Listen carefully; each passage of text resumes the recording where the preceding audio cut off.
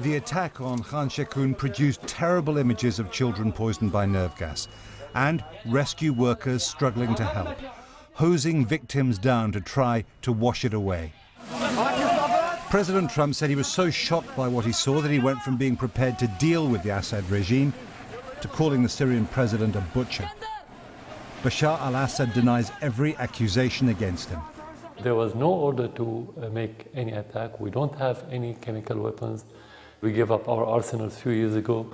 Even if we have them, we wouldn't use them, and we had never used our chemical arsenal in our history. There is credible evidence, samples, not just pictures, that chemical weapons were used in Khan Sheikhoun, according to the organization that supervises the international ban on them. But these scenes, President Assad insisted, could have been staged to discredit his government. We don't know whether those dead children, were they killed in Khan Sheikhoun, were they dead at all, who committed the attack if there was attack, what the material, you have no information at all, nothing at all, no one investigated. The fakery, he said, included the White Helmets rescue teams, Al-Qaeda men disguised as heroes. We have the proof that those videos were fake, like the White Helmets, for example.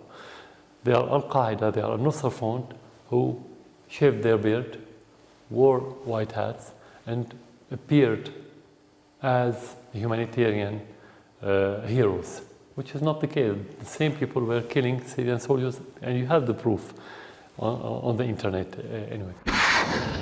The American cruise missile attack a week ago has changed a great deal for the regime. For the first time, it's been hit by the US. America's next moves are not clear, but the rhetoric has switched to regime change in Syria. The American attack, President Assad said, played into the hands of Al-Qaeda.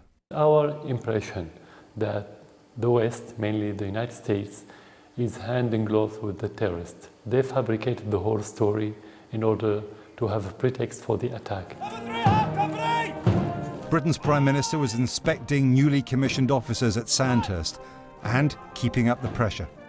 British scientists have analysed material from the site of the attack. They're very clear that sarin or a sarin-like substance was used.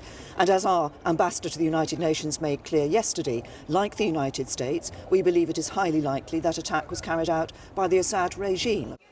President Assad insists he has nothing to gain by attacking Syrian civilians. He will be relieved if all he faces in the next few months are more words of condemnation.